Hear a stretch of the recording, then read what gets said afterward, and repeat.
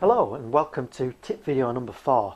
Now this one's a tip that goes right across the profitability pathway, and in fact it's not a single tip. Each of the individual tip elements in this will be brought out in a later video, but it's just to bring together all these different aspects. I'll also be doing some technical guides which cover some of the more technical aspects of these things later on as well. So there'll be screen grabs. We'll use some screen flow to capture how things are implemented on the website.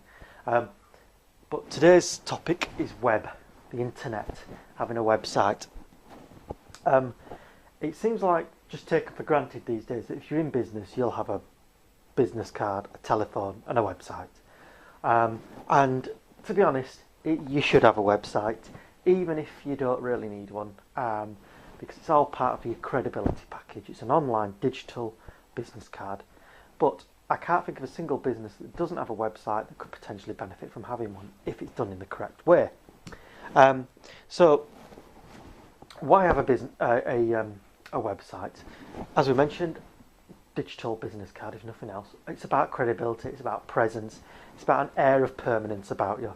You're not just some guy talking, you're a business if you've got a website. And that's one aspect. They're cheap. Websites used to cost a lot of money to get a really good design website. Nowadays, you can still spend a lot of money. And when I was a digital marketing manager for a number of years, companies would spend hundreds of thousands of pounds on website, and there would be websites that got value for money out of £100,000. But most people, they only need to spend a few £100s, use some off-the-shelf tools, some plugins, a friendly designer, and you can get a very attractive, a very efficient and effective website up and running for very little spend. I mean, the website that you see about you literally costs less than £100 to get up and running.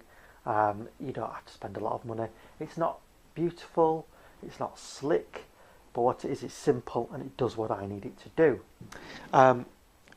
I'd say avoid gimmicks. People, especially if you go to a web designer who's going to do some gimmicky thing, just say no. You don't want gimmicks. You don't want introduction slides. You don't want fancy animations, menus that move and shift. What you want is a nice, clean, simple website that's going to do what you need it to do. I mean, there is room in the marketplace for these gimmicks, but in my experience, all they do is distract customers and put them off. So let's avoid gimmicks unless you really feel there's a good case for using one. The pathway to a site, how do you go about getting a site? It's all about thinking what you want the site to achieve. Don't just say, oh, I want a website. What you wanting it to do, how you wanting it to work for you. A website should pay for itself. And until you've got a clear image of what that website's going to do and what it's going to be about, probably best holding off for a few while you come up with that clear image. Core to a good website or a good web page is the most wanted action. I didn't coin this phrase myself, most wanted action. It was by Rob Gilbert, he's a web guru, but I'll happily use it here. Every website should have one clear action, one thing that you want a web page to do. Either get the user to buy something from you, get the user to engage with you, get the user to phone you, get the user to give their details. And the whole page should be about that one most wanted action. And anything else superfluous to that, chop it. Everything on a website should justify its existence, and if it doesn't justify it, chop it. Clean, simple, one action, one thing you want them to do, and everything else should build up to that. Video on website, as you can see, I'm very, very fond of using video on website, and it does a number of good, clear things. It's cheap and effective to put on. You don't need a lot of expense. The camera I'm recording this on cost £100. That's all. The software that I'm editing it through cost me £35. You don't need to spend a lot of money doing video. You can get expensive production if you want, but in most cases, your clients just want to see that you've used the technology wisely. They don't want to think you're spending thousands of pounds on fancy web production because they think it's costing me, it's coming out of my expense. There's room for it, but I prefer nice and clean and simple, do it yourself. Video should be conversational, so you're talking to the person, you're talking to your best friend in the camera, talking to you. So that's always good when it's part of conversation, it's part of building a relationship. Be authentic on websites. on videos. Don't try to be something you're not. Don't put on an accent. Don't, just be natural, be authentic. It comes across better, people bond with it. And if people don't like you for who you are, then you probably shouldn't be doing business with them anyway, because it's not going to work out in the long run. Hosting. Don't be tempted to host videos on your own website. If you're just new to video, you can host them on YouTube and you embed a link on your website and it streams it off YouTube. There's a bunch of other similar sites. I prefer to pay for hosting. I pay a small monthly fee to get the hosting. Again, it's not on my website, it's fed through, but it gives me control on the player. I can do a number of things. It's not pulling in advertising or other people's content. I've got a lot more control, and I use Vizar for that. I'll provide a link somewhere on the page. It's good, cheap hosting, but it enables me to get the video exactly how I want it to do, more control. But YouTube's a free resource and it works very well, so don't, look at that. If you're trying to sell through a website, that is a big challenge, and that'll be a whole new topic in its own. I prefer, so that's one-step sales. So somebody comes to your website and buys something. That's a whole science in itself. For consultants and professional service providers, we're typically more interested in two-step lead generation. So that will be somebody comes to the website, they engage with the website to get a free report, get access to information such as this, a video training program, and in order to access that they have to give up their contact details, and that gives you an opportunity to market to them. But you're marketing things to people that you know they want because they've entered into your system, so you know they're interested in the things you've got to say and the products you're going to sell. So that's two-step lead generation, and again I'll be doing a video about that shortly. If you're asking for people's contact details on the site, be clear that you're not going to spam them. Reassure them that you're keeping their information confidential. You'll only send things yourself. You're not going to sell the list. If you want people to phone you, put your phone number up very prominently. Have your phone number somewhere on your website. People don't like websites where people hide. So even if you don't really want to speak to lots of people, have a phone number that goes to an answer phone. Have something so people feel they can reach out to you. Again, the two-step lead generation is part of that process, contact details, and building mailing lists and things like that. But if you want somebody to do something, ask them to do it. Guide them. So if you want them to leave details, ask them to do it. If you want them to phone you, tell them to do it. Don't leave it to chance. Chance is not a good business model. So how would you go about building a website? Now, I mentioned that there's a whole host of tools and plugins, and I'm particularly fond of WordPress, which is what this website's built on. WordPress is some free software you can upload to a server. You can do it all yourself, and again I'll be doing some technical guides, and then you can put in different templates and things and make the website what you want.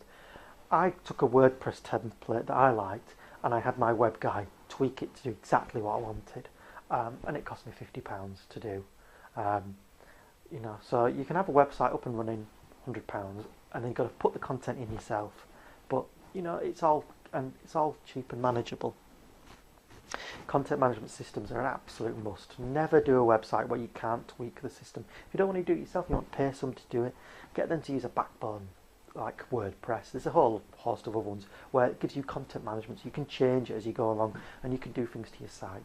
You're wanting to drive business through your site, so you need that control. Rent a geek if you're timid about doing it yourself. There's plenty of web people out there who'll do a job. They're not all expensive. You can get really high-end expensive guys, but it's not necessary. I use a service called Elance quite a lot as well. I've got my friendly web guy. He's an old friend going back a long time, and he does things. If I've got slightly bigger jobs, I get them on Elance, elance.com. Again, I'll put a link in somewhere on the website. You can post a job up. People from all around the world bid on it, choose a bid, and they implement. The money goes in escrow, so you can't rip them off and they can't rip you off. It works really well for getting technical jobs done, and done very, very cost effectively. When you're speccing out your website, think about search engine optimization. That's really important. That's the problem with lots of graphical menus and things like that. They don't work on search engine optimization to a good extent. So think about keywords, tags, and that's very important when you're choosing your web address as well, URL.